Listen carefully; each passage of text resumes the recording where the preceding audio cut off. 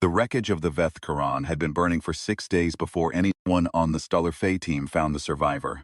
Mira Solis heard him before she saw him, a low, tuneless hum drifting out through the smoke-stained corridor of the crashed alien superstructure like something a person does when they've forgotten they're doing it.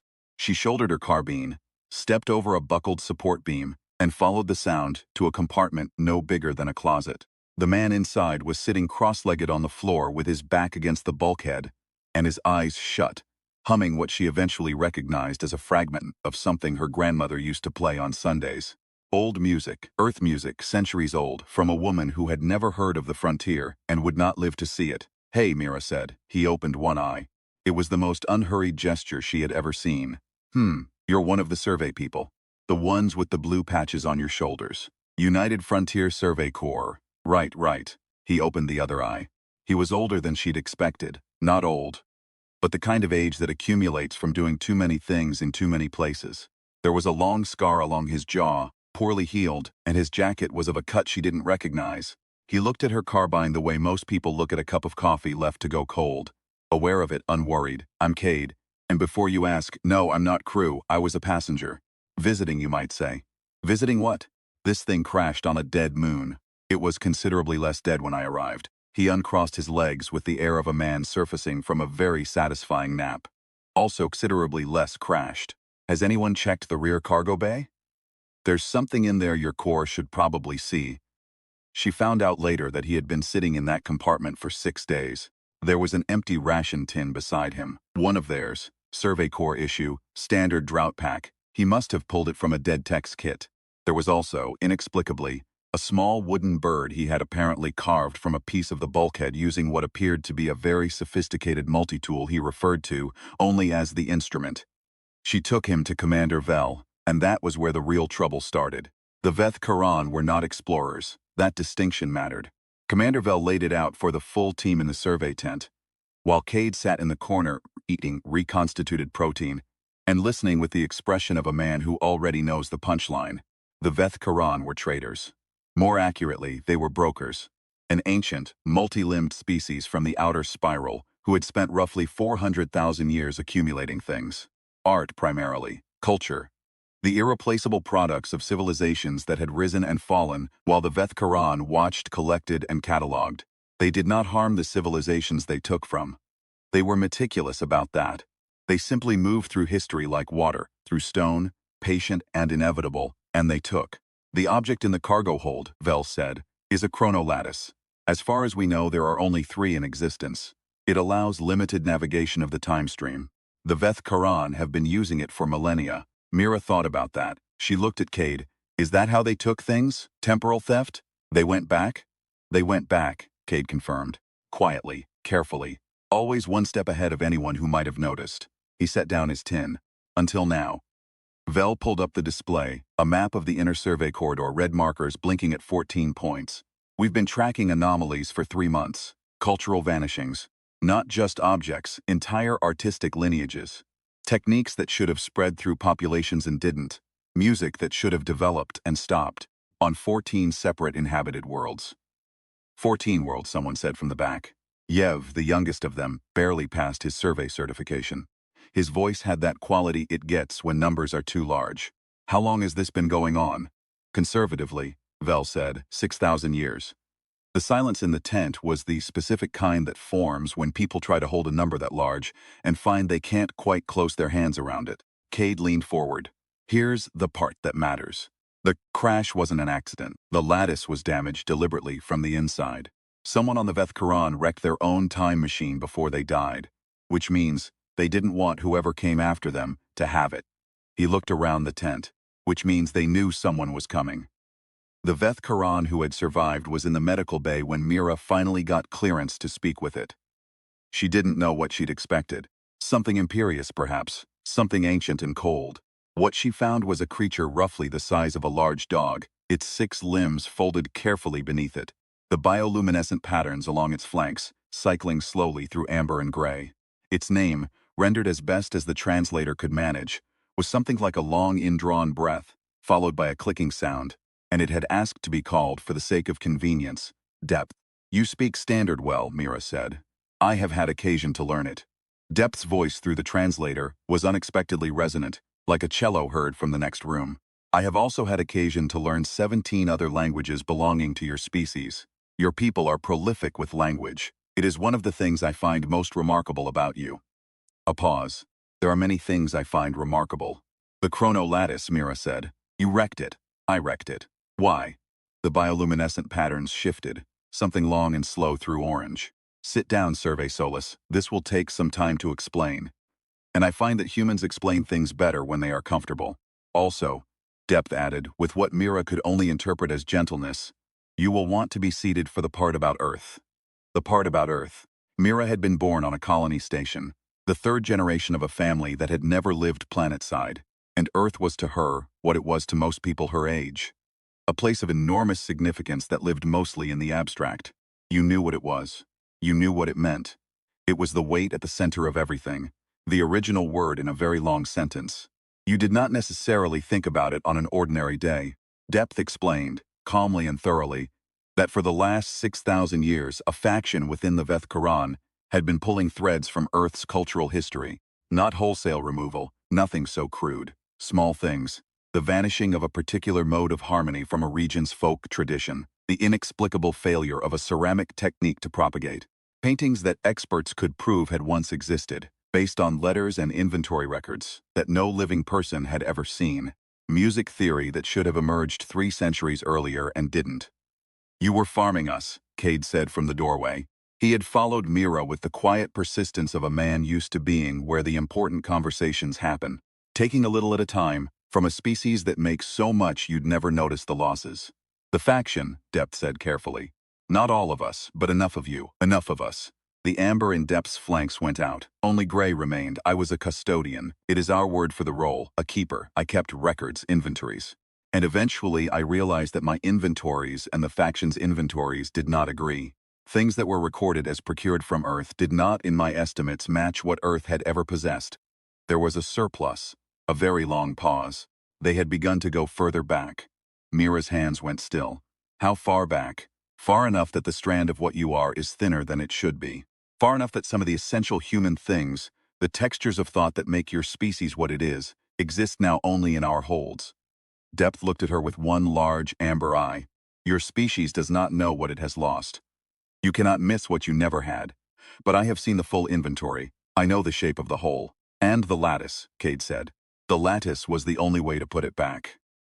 The plan, Cade explained to the assembled survey team, with the relaxed confidence of a man presenting something he'd been thinking about for considerably longer than 6 days, was not complicated. It only seemed complicated. Depth had broken the lattice to prevent the faction from using it to cover their escape, to go back and erase evidence of what they'd done, or worse, to accelerate the taking before anyone could intervene. But broken did not mean destroyed. The lattice, Depth said, could be repaired. Cade, holding the multi-tool, said he had some experience with temporal machinery. He said this the way people say things that are true but insufficient. What experience? Vel asked, broad. He tapped the multi-tool against his palm. I've been following these particular Veth-Quran for about 2 years. I had some warning they were operating in this sector. I booked passage. He paused. I was perhaps somewhat more prepared for a crash than my fellow passengers. Who are you? Cade looked at Vel with the expression of a man who has been asked this question many times and has a variety of answers ready for different occasions. He seemed to be selecting one. Someone who's seen a lot of civilizations, he said finally, and considers their survival a personal matter.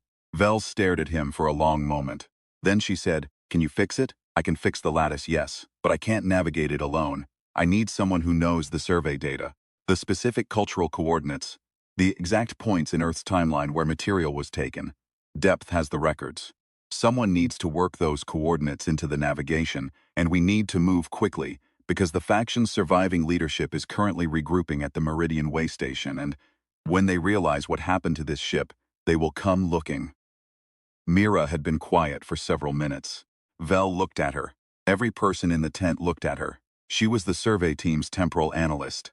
She held the cultural maps. She thought about the hole-shaped thing Depth had described, the inventory of absences, the music that never got written, the paintings that vanished from a history so long ago that no one living had ever felt their absence, only carried it, a weight with no name. Tell me what you need, she said. They worked in the cargo bay for 11 hours. Depth worked from memory, reciting coordinates in its resonant voice, while Mira cross-referenced them against the survey maps, and Cade bent over the lattice with the focused calm of a surgeon. The lattice itself was extraordinary, a structure roughly the size of a dining table, made from a material that seemed to be in two places at once if you looked at it from the wrong angle, threading with light that moved like thought. Cade spoke to it while he worked. Not instructions, not commands, something quieter than that. The same half-hum Mira had heard in the wreckage. The old Earth music, barely there, as if he were thinking through his hands. Yev, who had been assigned to watch the equipment and had no other occupation, eventually whispered to Mira, "Is he actually humming right now? Yes. While repairing a 400,000-year-old temporal navigation device? Yes." Yev thought about this. Is that normal? For him, I think so. The faction sent a probe at hour 7. It burned out their secondary sensor array before Vel's team took it down, and after that, the countdown was real. Cade did not speed up. He did not appear to change in any way. He finished the section he was working on, recalibrated something Mira couldn't name with 3 precise turns of the multi-tool, and said without looking up, "How long do we have?" "Their lead ship is 4 hours out," Vel said. "Maybe 3. We'll be done in 2.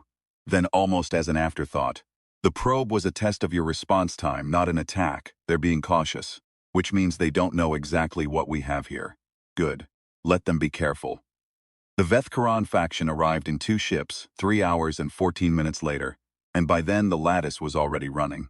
The faction's lead diplomat introduced itself as something Mira's translator, rendered as Succession in Amber, and it was every inch the imperious ancient alien she had imagined Depth might be. It was larger than Depth. The bioluminescent patterns on its flanks a fixed brilliant gold that did not cycle or shift. It sat in the command of its ship, and it spoke to them through the comms relay in a voice that had the quality of a wall being constructed while you listened. "You have recovered our property," it said. "Return it and the custodian to us, and we will consider the matter resolved." "Your property," Vel said. "Lattice, the custodian. The cultural materials in the hold." "Yes." Vel looked at Mira. Mira looked at Cade. Cade had positioned himself at the lattice controls with the expression of a man who is ready but not eager. There was something in his stillness that Shira found herself trusting completely, and she didn't entirely know why.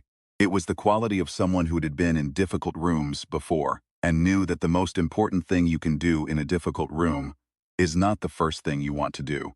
The cultural materials, Vel said into the comm, were stolen from member worlds of the Frontier Survey Compact over the course of 6,000 years. We will be returning them to their points of origin. "Impossible," Succession in Amber said. The gold on its flanks brightened. "You do not have the technology to." "We do now," Vel nodded to Cade. "Just to be precise about the impossible part," Cade said mildly. "Half to the comm and half to no one in particular. It's not impossible at all. It's actually quite straightforward, once you understand the lattice. The extraordinary thing about your people, and I mean this sincerely, is the patience. 6,000 years, 14 worlds. That kind of long game requires genuine intelligence, real organizational capability. I've genuinely admired the architecture of it." A small pause. "I just can't let you keep the winnings." Successions in Amber was quiet for a moment. When it spoke again, the translator captured something under the words that hadn't been there before. "If you attempt to use the lattice to return the materials, the timeline disruption will be significant. You are a survey team. You are not equipped for the timeline disruption." Depth said from its position by the wall, its voice calm as still water, "Will be minimal. I have been precise about the coordinates. Return is always less disruptive than taking." A pause. Topsy's Succession, in the early years, before the accounting changed. Another silence. This one longer. "Begin," said Cade. The lattice, operational and correctly navigated, was not like anything Mira had been trained to imagine. She had done the theoretical coursework. She knew the mechanics as well as anyone in the Survey Corps, which was to say she understood the equations, and had no framework at all for the experience. It was like watching a river run backwards. Each cultural coordinate depth had specified bloomed in the lattice as a point of warm light, and from each point a thread extended, back and back through time, to an exact moment of removal. And then as gently as putting a book back on a shelf, the return. Not spectacular. Nothing exploded. There was no dramatic display of power or force. It was precise and quiet and relentless, a corrections agent going through centuries of errors with a very fine pen. The music that hadn't propagated, threading back into a village musician's hands one autumn morning 400 years ago. The ceramic technique reappearing in a craftsman's memory like something half-remembered from a dream, real enough to act on. The paintings, not restored wholesale, which would have been its own disruption, but the knowledge of them, the techniques that produced them, seeded back into the lineages from which they had been plucked. Mira watched it happen. She watched the survey map update in real time as the cultural coordinates resolved, the red markers going green one by one, 14 worlds. 6,000 years of quiet taking, going back like a tide, she thought. A hole with shape, filling, she thought. We didn't even know it was there, she thought. Someone should have noticed sooner, and then, more honestly, how could we have? You can't miss what you never had. You carry the shape of the loss and you call it something else. A feeling that music ought to go somewhere it doesn't. That there should be a word for something there isn't a word for. That some texture of thought has always been just out of reach. Yev, standing beside her, was completely silent. His face had the expression of someone watching something enormous and being very still inside it. Mira recognized the feeling. She had felt it the first time she understood how old the universe was. Not frightened, not small. Something more complicated and more necessary than either. Is it working? He asked quietly. Yes, all of it, all of it. He stood with that for a moment. Then, are they going to try to stop it? Mira looked at the comm display. The faction ships had not moved. Succession in Amber had not spoken again since Cade had begun the sequence. I don't think they can, she said. I think that's why they went quiet. Succession in Amber made one more attempt. It came not through weapons but through a final message dispatched as the last coordinates resolved, and the survey map flipped entirely to green. The translator worked slowly through it. The Vethkaran formal register was dense with conditional structures, and then rendered it simply. This was stewardship. We preserved what you would have lost. Cade looked at the comm. He had set down the multi-tool. The lattice was quiet now, its light, the low, settled amber of something that has done what it was built for. He seemed to consider the message with genuine seriousness, which Mira had come to understand, was simply how he approached everything. Here's the thing about stewardship, he said. You have to ask first. He closed the comm channel. Depth made a sound then, low and complex, the translator offering only partial rendering. Something between acknowledgement and what might, in a species that processed grief more quickly, have been relief. Its flanks cycled through 3 colors Mira hadn't seen before. Will they retaliate? Vel asked. No, Cade said. He was already moving toward the lattice, beginning the careful process of powering it down. Succession is old enough to calculate odds. The lattice is repaired, the returns are complete, and the Survey Corps has full documentation. Any retaliation makes their position worse in every direction. He paused. Also, I may have taken a few precautions of my own. Temporal copies of the proceedings, filed in places that would be difficult for even the Vethkaran to reach. Insurance. When did you do that? Mira asked. He glanced over his shoulder at her. The expression was not quite a smile. Something adjacent, something that suggested the smile was available if conditions warranted. I've been doing this for a while. They spent another day on the dead moon, documenting the wreck and securing the lattice for transit back to the Corps' custody. Depth would accompany them, it had decided. There were things to testify to, records to transfer, a very long accounting to be made. On the morning of the last day, Mira found Cade, standing outside the survey tent in the thin, recycled atmosphere of the moon's emergency pocket, looking up at nothing in particular. It was technically not night, the moon had no meaningful rotation, but the large gas giant above them cast the surface in a deep amber that felt like late afternoon. He had the wooden bird in his hands, turning it slowly. Is that something you do? She asked. Carve things. I do it when I'm thinking. What do you carve when you're not thinking? Other things. He turned the bird over. It was small and precise and looked very like a specific kind of seabird she'd seen in pictures from Earth's coasts. 6 days in that compartment. Had to do something. He paused. I was thinking about the inventory. All those things that were taken.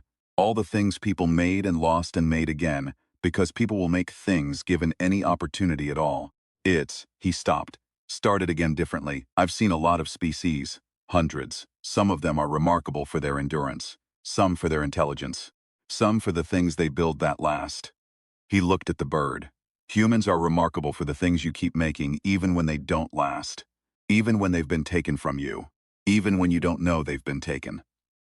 Mira thought about the musical technique that had threaded back through the lattice to a village 400 years ago.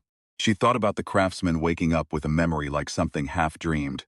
She thought about her grandmother's Sunday music, playing in a corner of the universe her grandmother would never visit. "We're stubborn," she offered. "Enormously," Cade agreed, and this time it was a full smile.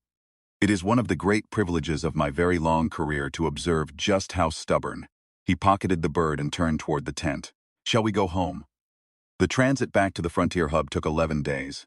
Mira spent most of them working with depth on the documentation.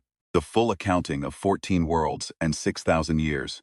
Every coordinate, every taking, every return. It was the most thorough cultural survey in human history, and it covered things human historians had never known they were missing. Techniques, traditions, the minor and intricate connective tissue of how people thought and moved and made meaning. Yev, who turned out to have a talent for cultural indexing he hadn't known about, worked alongside her. On the 8th day, he held up a data chip and said, with the particular expression of someone who has turned a very large corner, "Did you know there should have been an entire percussion tradition in what used to be the Eastern Mediterranean basin that got interrupted in the 14th century and just never continued? There are 16 centuries of rhythm theory that didn't happen." He paused. "I mean, I knew music history, but I didn't know it was gap-shaped. I thought it was just how it developed." "We all thought that," Mira said. "That's the thing. It looked like development. It was actually absence, and now it's back. Now it's back." Yev sat with his data chip. Who plays it? Who picks it up? If nobody knows about it. Depth says the return seeds it back into the cultural line, not as a complete tradition, that would be its own disruption, but as a tendency. A leaning. Someone is going to start working with percussion in a way that nobody around them can quite explain. And they're going to develop something, and it's going to feel like invention to them, and it will be. Mira paused. "But it'll also be recovery, both things." Yev nodded slowly. "That's the strangest thing I've ever heard," he said, "and I've been on 9 survey missions. Stranger than the time anomaly at Station 4? Much stranger. Station 4 was just physics. Cade disappeared on the 9th day, not dramatically. He was there at dinner, offering what had become his reliable contribution of oblique commentary on whatever tactical problem the team was currently discussing.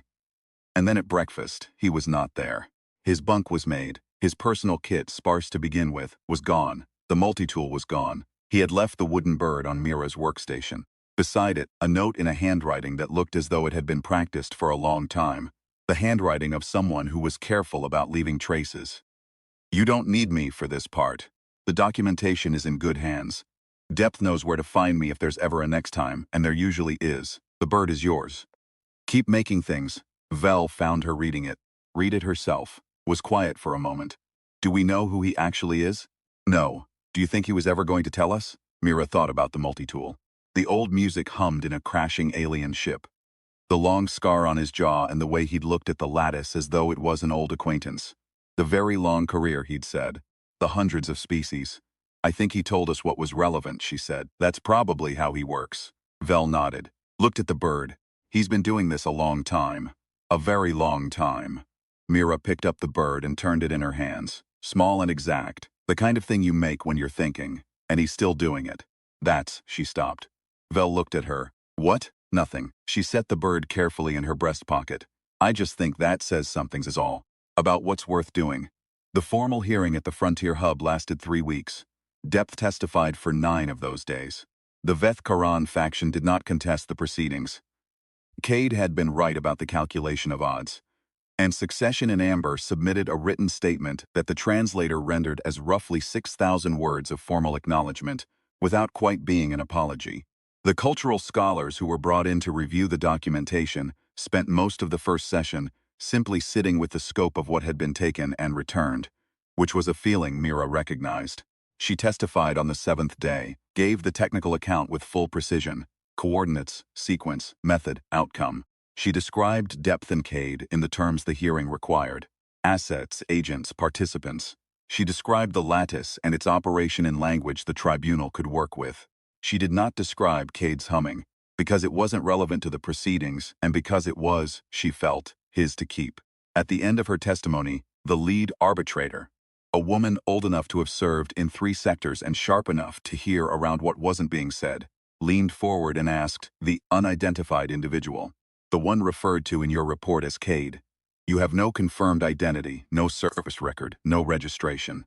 That's correct, but you believe he acted in the Frontier's interest. Mira thought about the inventory, the corrections, the 14 worlds, and the things their people would now make without knowing why those specific things needed making. The percussion tradition waking up in someone who would think they were inventing something new. Yes, she said. I believe he's been acting in humanity's interest for a very long time. The arbitrator wrote something down, looked up. Any idea why? Mira thought about what he'd said standing on the amber-lit dead moon with a small wooden bird in his hands. The things you keep making even when they don't last. Even when they've been taken from you. Even when you don't know they've been taken. One of the great privileges. I think, she said, he finds us remarkable. 2 years later, a survey team in the outer corridor cataloged something unusual, a musical tradition on a previously uncontacted world, which had developed, in isolation, a rhythmic language that bore striking similarities to a tradition in the eastern Mediterranean basin of old Earth. The cultural analysts flagged it as a coincidence. They wrote a paper about convergent creative development. It was a very good paper. Mira read it on a Tuesday morning and sat with it for a while. Then she took the wooden bird out of her breast pocket, where it had lived for 2 years, and turned it in her hands, and felt the small, precise weight of it, and thought about everything in the universe that had been made and lost, and made again, and made again, and made again. Because that is what living things do, relentlessly, with a stubbornness that not even 6,000 years of patient taking could quite extinguish. She set it on the windowsill where she could see it while she worked. Then she wrote back to the survey team, "Follow the thread. There will be more." She was right.